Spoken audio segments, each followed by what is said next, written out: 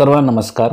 महाराष्ट्र शासन शिक्षण आयुक्तालय यांचं दिनांक 16 जानेवारी 2025 रोजीचे एक महत्त्वपूर्ण पत्र आहे। या पत्रानुसार राज्यामध्ये पवित्र पोर्टल अंतर्गत लवकरच शिक्षक भरतीचा दुसरा टप्पा सुरू होणार आहे। तर नक्की या पत्रामध्ये काय सांगितलेले आहे ते आज आपण पाहणार आहात। तत्पूर्वी आपण जर आपली शाळा या YouTube चॅनलवर नवीन असतील तर सर्वप्रथम या YouTube चॅनलला सबस्क्राइब करायला विसरू नका। चला तर सुरुवात करूया आजच्या व्हिडिओला।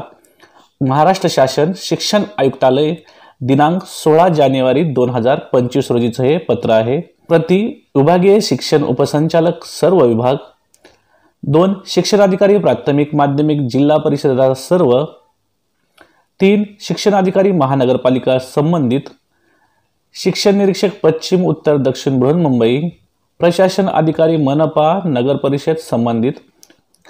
विषय आहे पवित्र पोर्टल मार्फत दुसऱ्या टप्प्यातील शिक्षक पद भरतीसाठी करावयाच्या कार्यवाहीबाबत। आता आपण नक्की या पत्रामध्ये काय दिले ते समजून घेणार आहोत। उपरोक्त विषयाबाबत कळवण्यात येते की शिक्षक अभियोक्ता व बुद्धिमत्ता चाचणी 2022 नुसार पवित्र पोर्टलद्वारे पहिल्या टप्प्यातील पदभरतीची कारवाई पूर्ण करण्यात आली आहे।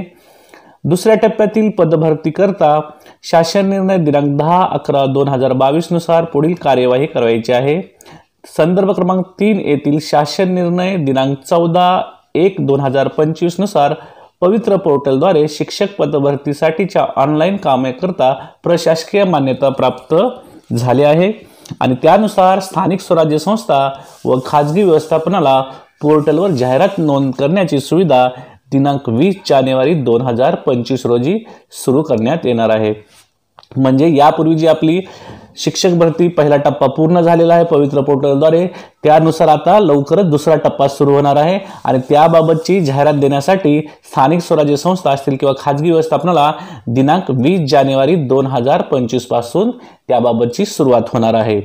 पुढे पाहूया। शासन पत्र दिनांक 10/9/2024 अन्वये दुसऱ्या टप्प्यातील जिल्हा परिषदेकडील उर्वरित 10% रिक्त पदे, पहिल्या फेरीतील अपात्र, गैरहजर, रुजू न झालेले उमेदवार तसेच अन्य व्यवस्थापनातील रिक्त जागा इत्यादी बाबी विचारात घेऊन जाहिरात द्यायची आहे। सर्व जिल्हा परिषदेकडील उर्वरित 10% रिक्त पदे आहेत। त्यानुसार पहिल्या फेरीतील अपात्र, त्यानंतर गैरहजर, रुजू न झालेले उमेदवार तसेच अन्य व्यवस्थापनातील रिक्त जागा इत्यादी सर्व बाबींचा किंवा सर्व पदांचा विचार करून नवीन जाहिरात प्रसिद्ध होणार आहे किंवा त्यानुसार जाहिरात द्यायची आहे। त्यानुसार आपणास दुसऱ्या टप्प्यातील पदभरती करता या कार्यालयाचे पत्र दिनांक 13/9/2024 अन्वये पुढील आवश्यक कार्यवाहीच्या सविस्तर सूचना देण्यात आल्या आहेत। तर जिल्हा परिषदेकडील बिंदू नामावली विषयक माहितीचे प्रमाणपत्र या कार्यालयास उपलब्ध करून देण्याचे कळविण्यात आले आहे। सदर माहिती तात्काळ या कार्यालयास सादर करण्यात यावी। शिक्षक पदभरतीसाठी आपल्या अधीनस्थ सर्व खाजगी शैक्षणिक संस्थांनी बिंदू नामावली प्रमाणित करण्याबाबत या कार्यालयाचे पत्र 29/11/2023 नुसार यापूर्वी सविस्तर सूचनेद्वारे कळविण्यात आले आहे। पदभरतीची कार्यवाही तात्काळ करायची असल्याने आपल्या अधीनस्थ सर्व खाजगी संस्थांना याबाबत सविस्तर सूचना देण्यात यावे। या ठिकाणी आपला एक उल्लेख दिसत आहे की ही जी पवित्र पोर्टलद्वारे दुसरे टप्पा शिक्षक भरती होणार आहे ती लवकरच होणार आहे, या पत्रामध्ये नमूद करण्यात आलेले आहे। याबाबत आपणास दिनांक 10/1/2025 रोजी संस्थाची विभागनिहाय एक्सेल शीट पाठवण्यात आली आहे। सदर एक्सेल शीट अद्ययावत करावी। संस्थांची बिंदू नामावली तपासली नसेल त्यांची तात्काळ बिंदू नामावली तपासण्याची कार्यवाही करावी। तर हे संस्थांसाठी महत्त्वपूर्ण आहे की बिंदू नामावली आपण लवकरात लवकर तपासून ती पूर्ण करून एक्सेल शीट पाठवायची आहेत।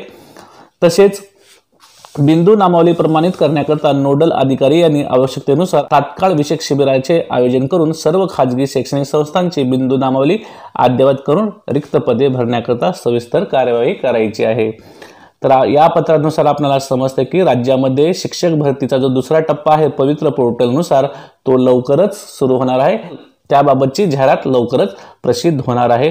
तर आजच्या व्हिडिओमध्ये आपण पवित्र पोर्टल मार्फत दुसऱ्या टप्प्यातील शिक्षक पद भरती करता काय कार्यवाही करायची आहे याबाबतची सविस्तर माहिती पाहिली।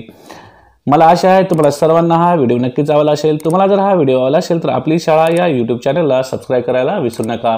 पुन्हा एकदा भेटूया एका नवीन व्हिडिओसह आणि नवीन अपडेटसह। तोपर्यंत सर्वांना मनपूर्वक धन्यवाद।